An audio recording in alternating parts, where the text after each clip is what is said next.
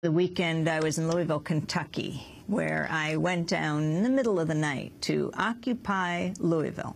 Let's take a listen to what people there had to say, beginning with a vet of the Gulf War. My name is Brian Smith. I'm from Louisville, Kentucky, and I'm here because this is our moment to stand up and to voice the grievances, to voice what we've all been thinking of for a long time. The system does not work for us. The system works against us. The politicians that we've elected are not looking out for our best interests, and we're here to tell them that we're no longer going to put up with that. We're here to put fear in them. They're running scared right now. They're trying to divide us. They're trying to denigrate the movement. We're not going to allow that to happen. We're going to stand together. We're going to stand united, and we're going to show them what it looks like when millions of people take the streets demanding their rights. I'm a veteran, and I'm pretty disgusted that just recently it came out that the largest banks around the country were taking advantage of a VA home loan refinancing system as a government program designed to help veterans refinance their home loans. And all of a sudden, all these banks got together and decided we're going to find a way to charge hidden fees.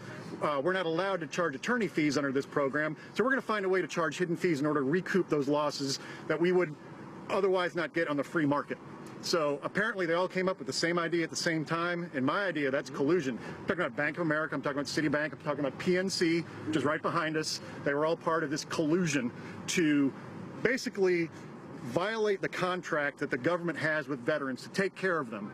And they took advantage of a government program. They're willing to take government money to line their own pockets. That infuriates me, and that's just the latest thing. How about you? Why are you here today? Well, my name is Gary Jamie Johnson. I'm here because I've been viewing this for a while now. I've sat there and seen things that are not right with the government policies. I am ex-military, and I can barely even get a job right now. I have to. Where did you serve? I served in Iraq for about 1.5 years.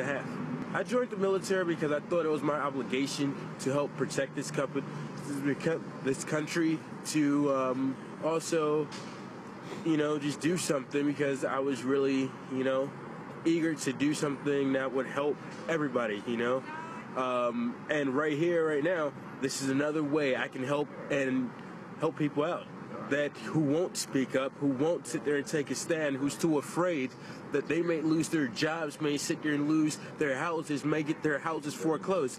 They may sit there and take away people's houses.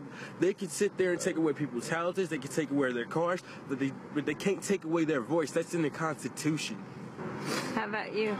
Your name and why you're here? Where my name is Deborah Carvin, and I'm from Louisville. And there's so much to say. I have a bachelor's degree in psychology. I was a social worker for a long time. Narcolepsy and some other stuff, but I wish I had it with me, but I still owe $71,000 for my student loans. And what scares me is I have a 21-year-old daughter, and everybody tells her go to school. I don't know what to tell her. I don't want her to end up like me and have this huge debt over her. Hi, what's your name? Michael Forbush. I am the program coordinator for the Muhammad Ali Institute for Peace and Justice. Which does what? We are a social justice-based organization. We deal with peace building, violence prevention, with urban youth. So since I've been here, we have established a small community. We have people who are here who are out sheltered. We have middle class. We have some poor people. We have students. We have unemployed. However, we've all come together and bonded over this experience, and we are all learning from each other and dealing with our own kind of personal privileges and how we move past that to create something that's better. And how have the authorities dealt with us? Louisville's police department has been, I guess for the situation, they've done what they felt was best. They have not been antagonistic to a certain extent. However, they've not been exactly helpful. We've had our issues, but none like New York or have there been arrests here? None.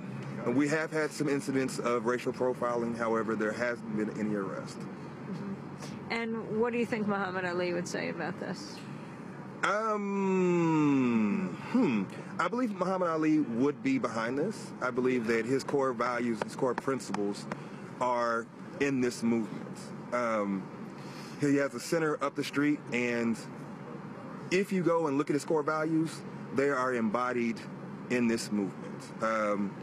Not only for people standing up for themselves, but also the conviction that we have to remain in this space.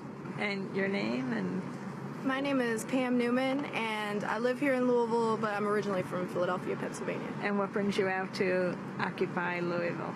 I'm excited. I'm excited for a change, you know? I'm 30 years old, and I feel like the conversation throughout my entire generation has just been like, it's going to be okay, just get an education, everything's going to be all right. And you know what? I'm educated, and everything is not all right, you know? And because I've been paying attention for so long, I've been very frustrated in that I didn't know what to do. Like, how do I make a change? Like, I want to make a change, and I want to see difference.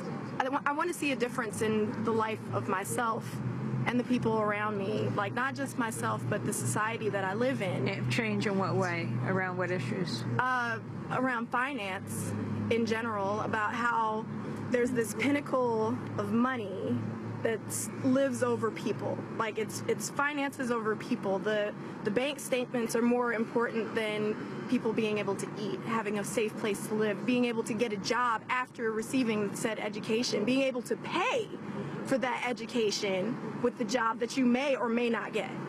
And being able to say, we're making this long, arduous process something that we can turn into change.